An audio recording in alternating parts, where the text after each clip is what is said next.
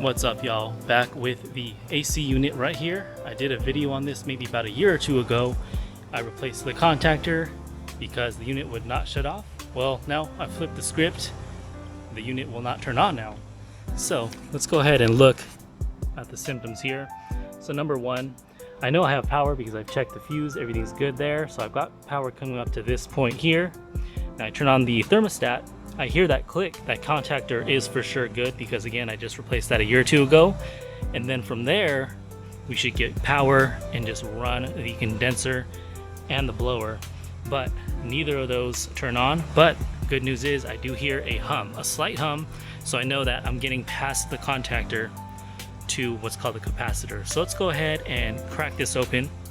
Now, before you do that, before you mess with anything, go in this box. I already got it, but pull your fuses out. You can either turn it upside down like that, where it says off, or I like to just set them on top. This is also a good time to check with your multimeter if you suspect a blown fuse. I know my fuses are good. So again, I'm going to set this here.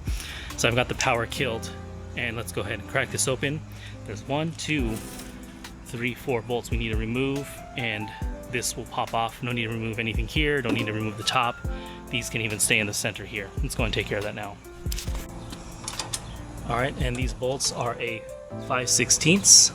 Now you can go and use a manual driver. I'm actually just going to speed up the process and use my Ryobi drill here.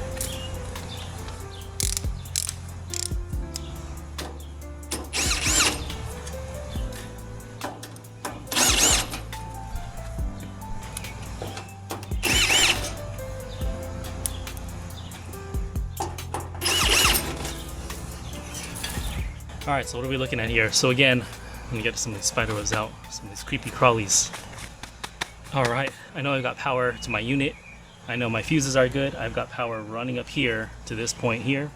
I hear my contactor click on, and then I hear some hums from the blower and the condenser, but again, they don't have the juice to kick on here. So that tells me that this is the culprit right here. This is your capacitor, and I've actually got a couple capacitors. I did not go with the exact same model, but I matched the 60/5 and then the 440 volts AC. So just make sure that those match up. Also the diameter, just to fit this metal band around the same thing here. There's going to be a lot of different lengths to this. Some are this height, some are longer, some are shorter. But again, they're all the same as long as all these digits match up here. Now, how to tell if you have a bad capacitor? You can actually hook up a multimeter to this, pairing up the different leads to see if you get the proper reading. But I can actually see that this one is physically bad. You can see the top of this here. It's supposed to be flat, but you can see it's kind of a dome shape. So that tells me something in here overheated and expanded and popped the top of this here. So that's why this is bad. All right, so taking a look at some of these capacitors here. Again, I bought 2 of them. Still not sure which one I'm gonna go with yet, but again, they match up with the numbers. You can see on this one here, the Sherfon unit, 440 volts AC. It's also a dual run, so it's a 370 as well. But as you can see here, same exact principle there.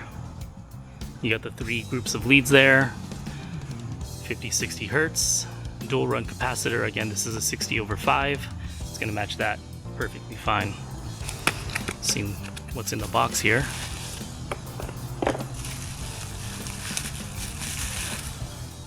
There is the unit. Again, look at the top here compared to that top. It is completely flat. That one's bulged out, it's dome shaped, and it's no longer flat. So as you can see here, this one's actually a little bit shorter, not by much, but again, the diameter of the unit is exactly the same as this one here. And then you've got your C, your Herm, and your fan. The fan, of course, is a blower motor, and you're just gonna wanna match it up with these here. Pretty much a plug and play operation. All right, let's take a look at this one here. This is a Bojack capacitor. So cracking this one open. Bojack, again, 370, 440 volts, 60/5 microfarads, 50-60 hertz, 10,000 AFC, everything matches up. Again, looking at the diameter, they are exactly the same. Height-wise, again, the Sherfon is a little bit shorter. I might run this just because it matches exactly the same, but again, the size does not matter in any way. Alright, so once again, I've got the Surefon on my left, the Bojack on my right. All the numbers match up, but this one is 5% plus or minus tolerance, so I'm going to go with that. Correct me in the comments below, but I think this one is the better choice because of that tighter tolerance versus the 6%. This one's just going to provide much cleaner, much more consistent power. Alright, so let's go ahead and remove the old unit and we'll wire up the new one. Alright, so again, one more caution. Make sure you have the fuses pulled because there's a lot of electricity that can run through here if that is still connected. You definitely don't want to be messing with any electricity. Alright, so I've got 2 screws. I'm just going to take one out. I should be able to fish it out from here. It's crazy that about 9 years ago I put this in.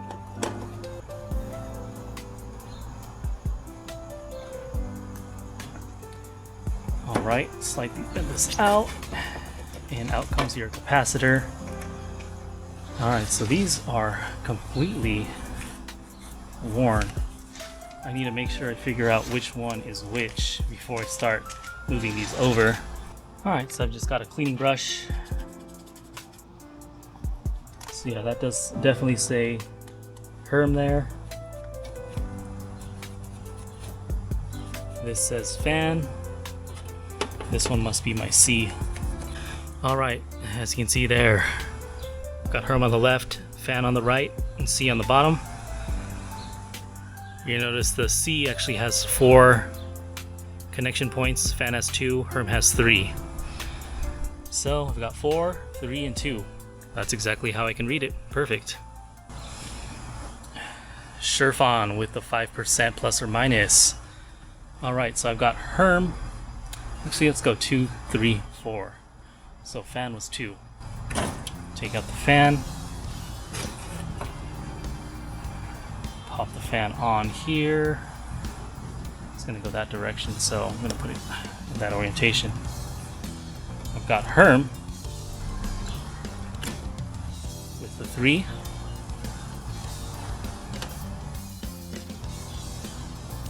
Let's go and pop it on right here.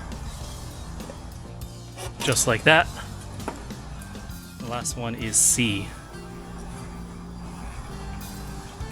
with the 4 connection points. No, that's C with the red.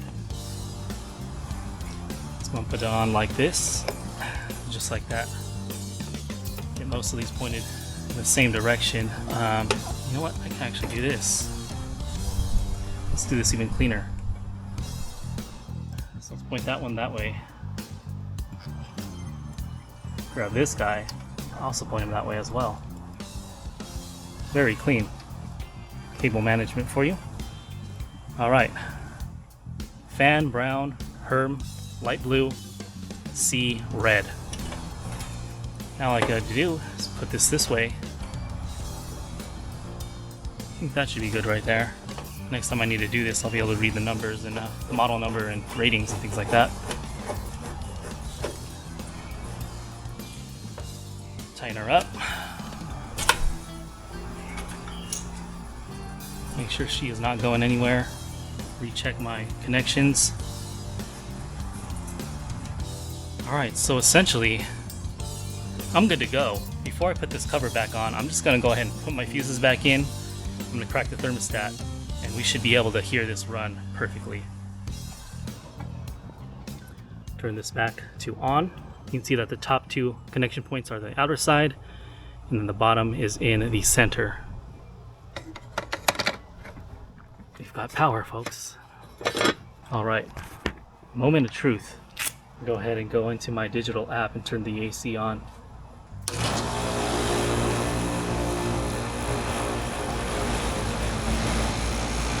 We are golden.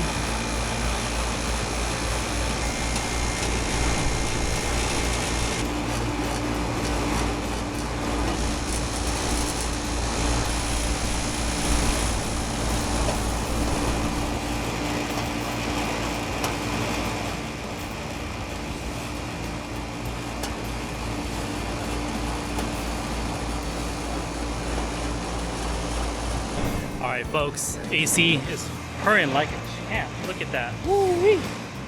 Here is the old capacitor, blown, ready to get tossed in the trash. Hopefully you guys found this helpful. you did, consider hitting that subscribe button, like and comment with your feedback below, and I'll see you guys in the next one. Thanks for watching. Alright, and we've got air, cool air, coming in the house. Perfect time in this hot summer heat. Alright you guys, hopefully you found this helpful. If you did, consider hitting that subscribe button, like and comment with your feedback below, and I'll see you guys in the next one. And once again, if you haven't seen my other video on how to replace the contactor, check that out somewhere up here and also in the description below. See you on the next one. Thanks for watching.